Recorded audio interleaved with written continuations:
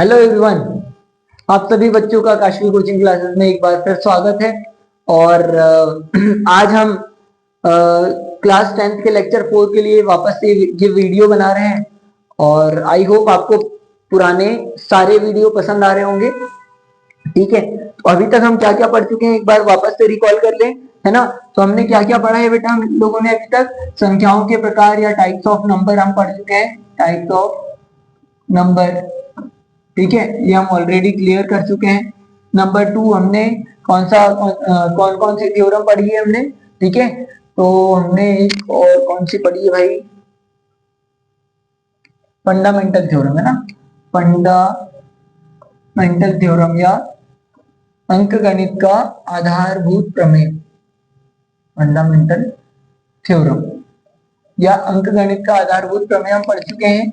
और एलसीएम वाला number of two number, product of number of two number या product of two number equals to LCM into HCF, ये वाला हमने theorem ये भी हम पढ़ चुके हैं। ठीक है, एलसीएम एचसीएफ कैसे निकालते हैं ये भी हम पढ़ चुके हैं, राइट। तो लगभग हमने इतनी सारी चीजें इतनी इतनी चीजें पढ़ी हैं, इतनी सारी तो नहीं, थोड़ी सी, ठीक है। और तो फिर आज हम क्या देखने वाले हैं, तो सबसे पहली चीज, कोई भी संख्या या कोई भी नंबर जीरो पर कब एंड होगा, मतलब कोई भी अंक। आज का सबसे पहला टॉपिक है हमारे पास में, कोई भी अंक जैसे x की पावर है n, है ना। तो ये जीरो का या के इकाई के अंक के लिए ना, के इकाई इकाई के अंक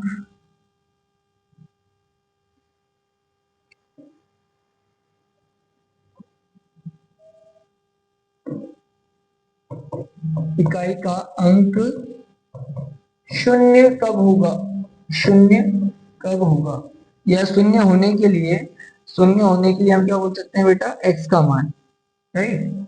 शून्य होने के लिए x की पावर n में n का मान क्या होगा, ठीक है। मतलब अगर कोई संख्या x है और उसकी घात n है, तो अपन x की घात n में n का कौन सा मान रखें, कि ये x की घात n का मान में इकाई का अंक बोले तो मान लो ये है p q r s, ये 4 नंबर है इसके स्क्वायर में। तो यहाँ पर यह इसकी घात n का मान ये वाला है, तो इसमें इकाई का अंक s का मान s कब जीरो होगा, ये अपने को बताना है, ठीक है। ये अपने को फाइंड करना है कि भाई किसी भी नंबर की पावर अगर n है तो n का वो मान बताना है जहां पर x की पावर n में यूनिट प्लेस पर क्या आएगा, जीरो आएगा, राइट। तो देखो बहुत सिंपल है, कोई भी नंबर में ये मतलब इसकी वैल्यू x की पावर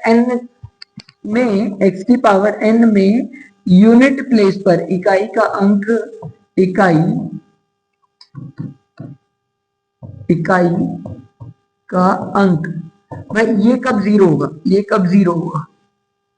ठीक है। तो चलो देखते हैं, हमारे पास नंबर्स कब आते हैं, जैसे 10 हो गया, 20 हो गया, ठीक है, जहां पर यूनिट प्लेस पर जीरो है, इसको समझो थोड़ा सा। 30 हो गया, 50 हो गया, ठीक है, 70 हो गया। इनमें अगर आप इनके कॉमन फैक्टर में देखोगे तो बेटा देखो 2 इंटू 5 ये 10 है, 20 में क्या हो जाएगा 2 इंटू 5, ये 2 दूनी 4, 4 पंचे 20, ये क्या हो जाएगा 2 इंटू 3 इंटू 2 इंटू 5, ये 2 3 6, और 6 का गुना अगर आप 10 में करोगे, अरे गलत हो गया, सॉरी, ये तो मल्टीप्लाई में गलत हो गया भाई। देखो भाई आप लोग बोल रहे होंगे, है ना, कि सर आपको तो फैक्टर निकालने आते नहीं और आपने पढ़ाना चालू कर दिया। तो भाई देखो मैं तो बहुत ही डफर व्यक्ति हूँ और आप मुझसे टैलेंटेड हो, अगर मैं ये सवाल सॉल्व कर सकता हूँ तो आप लोग तो बिल्कुल कर सकते हैं, है ना। तो चलो, तो ये क्या हो जाएगा 2 × 3 × 5 है ना। इसको हम ऐसा भी लिख सकते हैं क्या 3 × 2 × 5। इसमें कोई दिक्कत तो नहीं, किसी को पिंपल तो नहीं हुई भाई, नहीं हुई है ना। चलो 50 को हम कैसे लिख सकते हैं 2 × 5 × 5 ऐसे लिख सकते हैं। इनके गुणनखंड को अपन ऐसे लिख सकते हैं। इसको अपन कैसे लिखते हैं भाई 2 × 5 × 7, 2 × 5 = 10, 10 × 7 = 70। ठीक है भाई, ऐसे लिख सकते हैं। अगर आप इन सारे नंबर को देखो ध्यान से, ध्यान से देखो, ध्यान से देखो इन नंबरों को, राइट। अगर आप इन नंबर्स को देखोगे तो इनमें आपको एक जोड़ा हमेशा मिलेगा। वो किसका है पता है 2 × 5, 2 × 5, 2 × 5, राइट। तो सबसे पहली चीज इसका मतलब क्या है कि अगर कोई भी अंक, कोई भी नंबर है उसकी पावर n है, तो उसमें मतलब उसके गुणनखंड में 2 × 5 का एक जोड़ा जरूर होना चाहिए। सिंपल सी बात, सिंपल, राइट। तो देखो 10 में है, 20 में है, 30 में है, 50 में है, 70 में है। अगर अपने को 2 जीरो चाहिए तो क्या, देखो 2 जीरो वाली पहली संख्या क्या है भाई 2 जीरो वाली है 100 है, तो इसके गुणनखंड होंगे 2 × 2 × 5 × 5, राइट। इसको आप लिख सकते हो 2 × 5 और गुणित 2 × 5। मतलब अगर आप ध्यान से इनको भी देखो तो आपको 2 जीरो के लिए 2 × 5 के 2 पेयर चाहिए या 2 जोड़े चाहिए, राइट। तो सिंपल सा कॉन्सेप्ट है कि अगर आपको यूनिट प्लेस पर एक जीरो चाहिए, यूनिट प्लेस पर एक जीरो चाहिए, तो आपको 2 × 5 का एक पेयर चाहिए, एक जोड़ा चाहिए। अगर आपको मतलब इधर यूनिट और टेंथ, वंस और टेंथ दोनों प्लेस पर जीरो चाहिए, तो 2 × 5 के कितने पेयर चाहिए, दो पेयर चाहिए, राइट। अब देखो सर आपको लग रहा होगा आपने 0 0 वाले नंबर ले ली, चलो कोई और नंबर ले लेते हैं भाई जिसमें जीरो हो ही ना, ठीक है। तो अगर आप कहो तो मैं 15 ले लूं, इसमें जीरो नहीं है ना, इसमें जीरो नहीं है, तो इसके फैक्टर क्या होंगे, इसके फैक्टर है 3 × 5। यहाँ पर 5 तो है लेकिन 2 नहीं है, 2 की प्लेस पर 3 है, 3 है यहाँ पर, तो यहाँ पर जीरो नहीं आया। अगर यहाँ पर इंटू अगर हम 2 कर देते तो इसका आंसर फिर 30 आ जाता, राइट। तो इसका मतलब क्या है कि भाई ये तो क्लियर हो गया कि अगर अपने को, अगर अपने को क्या चाहिए भाई यूनिट प्लेस पर जीरो चाहिए, ये वाले ये वाले ये वाले ये वाले ये वाले, है ना। तो अपने को 2 × 5 का एक तो पेयर चाहिए होगा, ठीक है। तो हमारा कॉन्सेप्ट सिंपल सा इतना सा है, ठीक है। तो इस टाइप के आपके सारे क्वेश्चन सॉल्व हो जाएंगे। चलो तो आज का हमारे पास में पहला क्वेश्चन देखो, पहला एग्जांपल है एनसीईआरटी का फर्स्ट एग्जांपल, ठीक है, चैप्टर 1 का फर्स्ट एग्जांपल क्या है भाई, consider the number of 4 to the power n where n is the natural number and क्या बोला है check there is any value of n for which 4 to the power n ends with the zero digit. अब देखो यहाँ पर हमने किसके factor किए थे भाई, ये वाले जो हमने फैक्टर किए थे ये हैं हमारे पास में x के मान, काय के मान है x। x सर वो मुझे छोड़ के चली गई भाई, ये वो x नहीं है, या मुझे छोड़ के चला गया वो x नहीं है, ये हमारा मैथ्स वाला है जिसे हम सपोज करते हैं। तो यहाँ पर ये वाली वैल्यू क्या है, ये है x, यहाँ पर ये x है, ये x है, ये x है, ठीक है। रोना मत तैयार तो भाई ठीक है। ये तैयारा मूवी याद नहीं करनी है, एक्स याद नहीं करना है आपको, ठीक है। चलो तो अभी क्या है देखो यहाँ पर x के फैक्टर अपने को निकाल के देखने हैं। उसमें अगर आपको 2 × 5 का एक पेयर मिला, 2 × 5 का एक जोड़ा मिला, तो हम उसकी वैल्यू बता सकते हैं। लेकिन आपके पास कभी ऐसा क्वेश्चन आएगा ही नहीं जहां पर आपको 2 × 5 का कोई पेयर मिलेगा। देखो यहाँ पर क्या बोला है, संख्याओं संख्याओं 4 की घात n पर विचार कीजिए जहां n एक प्राकृतिक संख्या है या n is a natural number, यही बोला है। मतलब n की वैल्यू क्या होगी भाई, n की वैल्यू नेचुरल नंबर बोले तो 1 2 3 4 एंड सो ऑन, इतने तक आप कुछ भी रख सकते हो।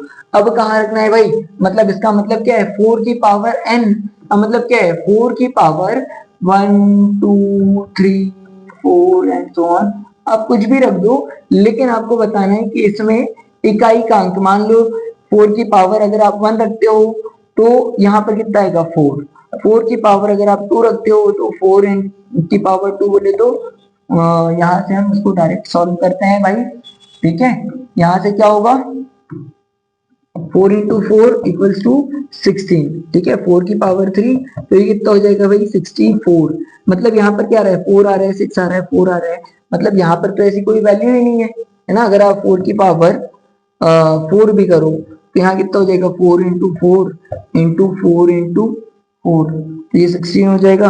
तो 16 इंटू 16, 16 का स्क्वायर 15 का, ये हो जाएगा 256, 256। यहाँ पर भी नहीं आया, मतलब क्या आ रहा है देखो, अगर आप 1 रख रहे हो तो 4, 2 रखी तो 6 यूनिट प्लेस पर, इकाई के अंक पर।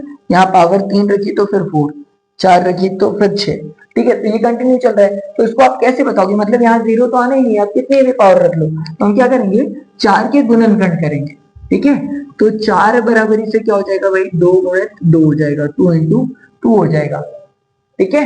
अगर अब आप यहाँ देखोगे तो 4 के फैक्टर्स में या 4 के गुणनखंड में आपको 2 दिख रहा है, 2 दिख रहा है ना, लेकिन क्या नहीं है, 5 नहीं है। मैंने आपको पहले ही बताया, जस्ट इससे पहले वाली स्लाइड में आपको यही बताया कि अपने को क्या चाहिए, 2 इंटू 5 चाहिएगा, चाहिए होगा, है ना। तो हमें क्या चाहिए, 2 इंटू 5 चाहिए। तो भाई देखो यहाँ तो 2 है, तो हम क्या बोलेंगे, 4 के गुणनखंड में, 4 के गुणनखंड या गुणनखंडों में 2 है, लेकिन 5 नहीं है, तथा 4 की घात n का इकाई का अंक, इकाई का अंक शून्य होने के लिए, शून्य होने के लिए 4 के गुणनखंड में, गुणनखंड में 2 गुणित 5 का एक जोड़ा होना आवश्यक है, एक जोड़ा होना आवश्यक है। अतः 4 की घात n में n का कोई भी ऐसा मान नहीं होगा, राइट। मतलब 4 की घात आप कुछ भी रख दो, ये शून्य पर समाप्त नहीं होगा, ठीक है भाई। और आपको कभी भी ऐसे क्वेश्चन मिलेंगे ही नहीं, लेकिन अगर आपको फिर भी अगर आते हैं, मान लो 10 की पावर कितनी, 10 की पावर n में n का क्या मान होगा जिससे वो इकाई के अंक पर मतलब शून्य हो, तो भाई n का मान आप 1 रख दो तो 10 की पावर 1 10 हो जाएगा।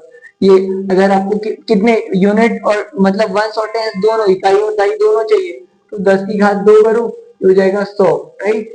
ऐसे नंबर आपको मिलेंगे फिर, राइट। तो ये दो दो जीरो चाहिए, 2 हो गया, 3 जीरो चाहिए, 3 हो गया, राइट। फिर ये आपको कॉमन सेंस लगाना पड़ेगा, लेकिन आपको ऐसे नंबर कभी भी नहीं मिलेंगे, राइट। पहला क्वेश्चन समझ में आया, चलो गॉट इट। चलो भाई, तो आज का हमारा पहला कॉन्सेप्ट क्लियर हो गया, राइट। चलो, आई होप आप लोगों को क्लासेस समझ में आ रही होगी, मजा आ रहा होगा, ठीक है भाई। देखो मैथ्स को एंजॉय करोगे तो आपको सारी चीजें समझ में आएगी, ठीक। अभी क्या बोला है देखो, find the LCM and HCF of 6 and 20 by prime factorisation method. अरे यार, ये तो हम लोगों ने पढ़ी है ना, पिछली पिछली क्लास में हम सीख चुके हैं। संख्याएं 6 और 20 के अभाज्य गुणनखंड विधि से एचसीएफ और एलसीएम ज्ञात कीजिए। नहीं किया क्या हमने, ऐसे ऐसे ऐसे ऐसे दीवारें खड़ी करी थी, ठीक है। तो चलो हम क्या करेंगे भाई, सॉल्यूशन सॉल्व करते हैं, सॉल्यूशन, ठीक है। सॉल्यूशन क्या हो जाएगा, तो given numbers are, given number are, या दी गई संख्याएं, दी गई संख्याएं क्या है भाई अपने पास नंबर्स, वो है 6 और 20, ठीक है। तो सबसे पहले हम क्या करेंगे, इनके अभाज्य गुणनखंड निकालेंगे और साथ में एलसीएम और एचसीएफ इनके तो मतलब दे मारेंगे, ठीक है भाई। चलो तो क्या है, 6 के अभाज्य गुणनखंड निकालेंगे, ठीक है। 6 के अभाज्य गुणनखंड 2 से 3 बार, 3 से 1 बार, तो 6 बराबरी से क्या हो गया, 2 गुणित 3 गुणित 1, ठीक है। और अब निकालने हैं 20 के, ठीक है। तो 20 के हम कैसे निकालेंगे, तो 2 से 10 बार, 2 से 5 बार, फिर 5 से 1 बार। ठीक है, तो यहाँ पर 20 के गुणनखंड क्या हो जाएंगे? 20 के गुणनखंड हो जाएंगे भाई 2 गुणित 2 गुणित 5 गुणित 1। अब क्या करना है? पेयर बनाने हैं दो दो के, तो ये दो कॉमन गुणनखंड के पेयर बनाने हैं, जोड़ा बनाना है। तो अब देखो 2 का बन गया, 3 का नहीं बना, इस 2 का नहीं बना। ठीक है, अब इस 1 का बन गया। तो देखो एलसीएम, एलसीएम किसका किसका? 6,20 का। एलसीएम अगर आपको 6,20 का चाहिए तो यहाँ पर क्या होगा? जो गुणनखंड कॉमन है बोले तो 2 है ना, और कौन है? 1, तो इनको आप एक बार लिखोगे, 2 गुणित 1 है ना, इनको एक बार लिखा आपने। ठीक है, और बाकी को जैसा का वैसा। तो यहाँ से क्या बचा? गुणे में 3 बचा, फिर यहाँ से क्या बचा? गुणित 2 बचा, और गुणित यहाँ पर 5 बचा है। ठीक है, अब इनका गुना कर दो तो आपको आंसर मिल जाएगा। तो 2 एकम 2, 2 तिया 6, 6 दूनी 12, 12 पंचे 60। एलसीएम कितना आया भाई? 60 आया है। ठीक है, एलसीएम किसका? 6 और 20 का 60 आया। बहुत आसान है दोस्तों, बस आपको मेहनत करते रहना पड़ेगा। ठीक है, प्रैक्टिस जितनी करोगे ये सारी चीजें आपको उतनी ही तुच्छी लगेगी। ठीक है, अब HCF में क्या करते हैं? तो HCF हम एक ही साथ में करेंगे, 6,20। तो कुछ नहीं करना है, जो कॉमन है दोनों में उनका गुना करो बस, 2 इंटू 1। 2 कॉमन है, 2 कॉमन है और 1 कॉमन है, इनका मल्टीप्लाई कर दो तो HCF आ जाएगा 2। चलो, तो हमारे पास आ गया भाई आंसर। क्या? LCM किसका किसका? 6,20 का, ये आ गया हमारे पास में 60, और HCF आ गया आपके पास में कितना? 6,20 का, ये आ गया 2 इंटू 1 बोले तो 2। ये आपके पास हो गया आंसर।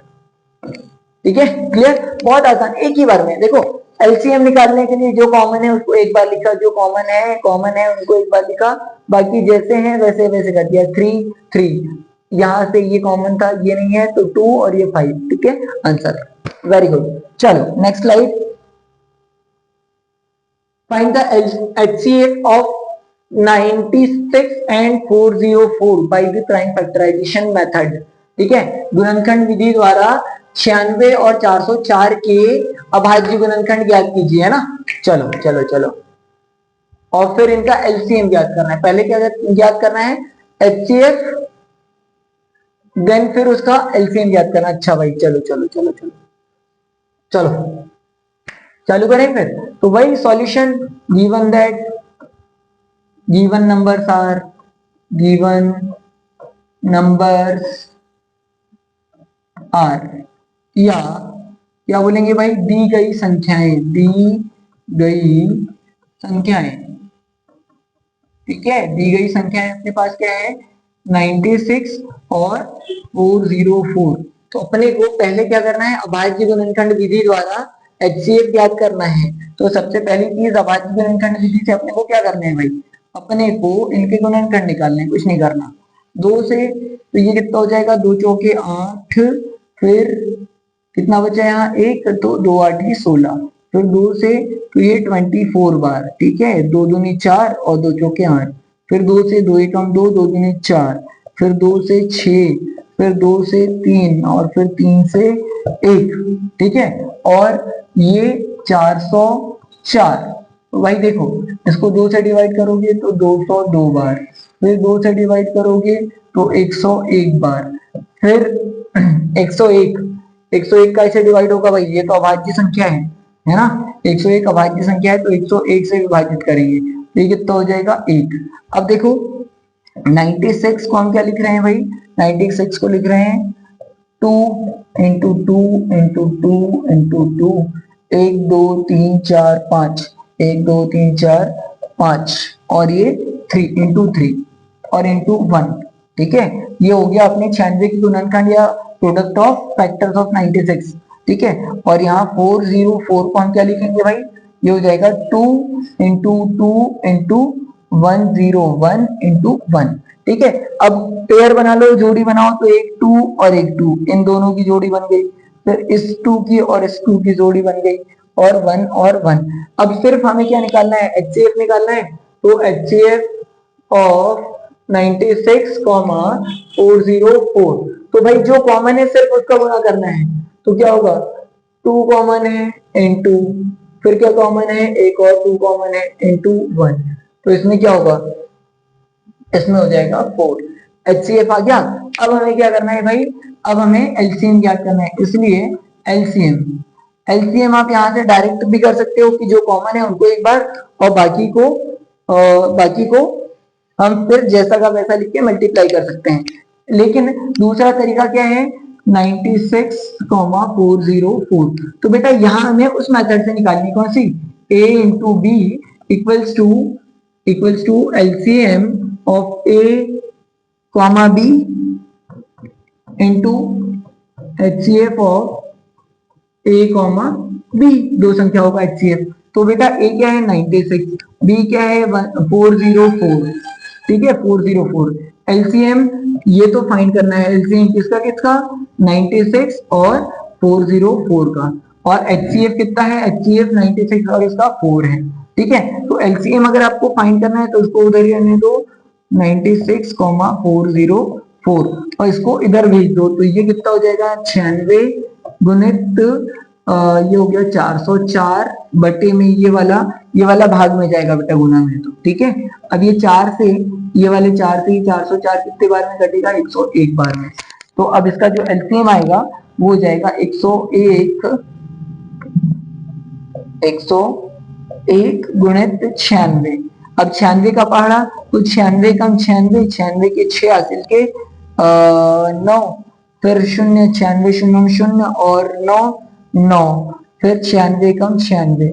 तो भाई ये आ गया अपने पास एलसीएम। सर आपको 96 का भी पहाड़ा आता है? हाँ भाई मैं बहुत टैलेंटेड भी हूँ और बहुत गधा भी हूँ, ठीक है, लेकिन आप लोगों से ज्यादा नहीं है। तो एलसीएम हमारे पास में आ गया है 96 कॉमा वो 404 का, ये आ गया 96 96 चलो तो ये हमारे पास आ गया आंसर, ठीक है, ये क्या आ गया है आंसर, ठीक।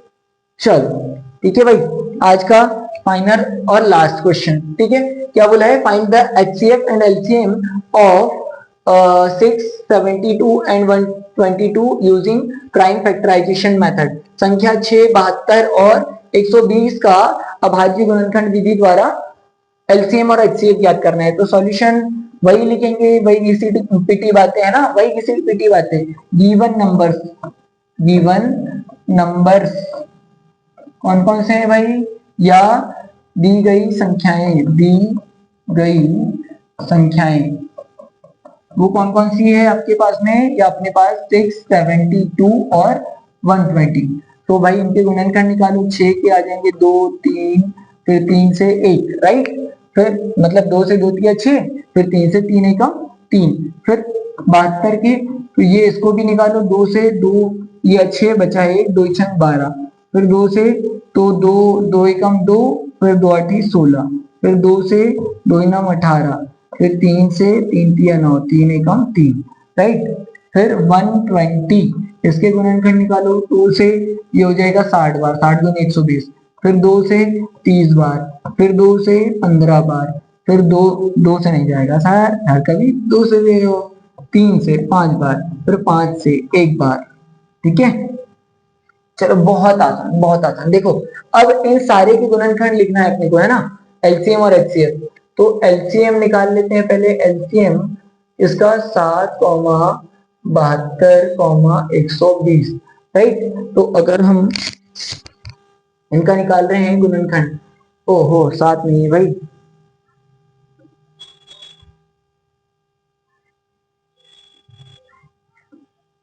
ठीक है। एलसीएम इसका है 6,72 और कॉमा 120। तो बेटा देखो जो कॉमन है ना वो लिखना है। तो देखो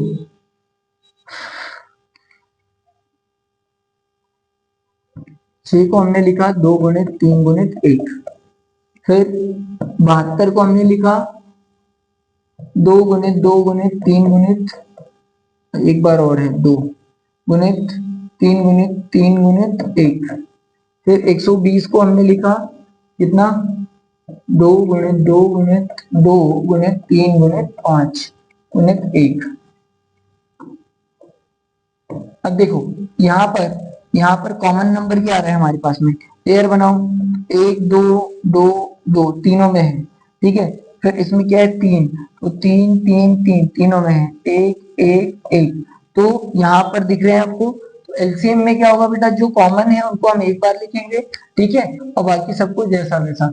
तो सबसे पहली चीज कॉमन क्या है हमारे पास में, हमारे पास में है पहला 2 जो तीनों में है गुणित, फिर उसके बाद में 3, 1 2 और 3, तो 3, फिर हमारे पास में है 1 जो ये तीनों में है, ठीक है।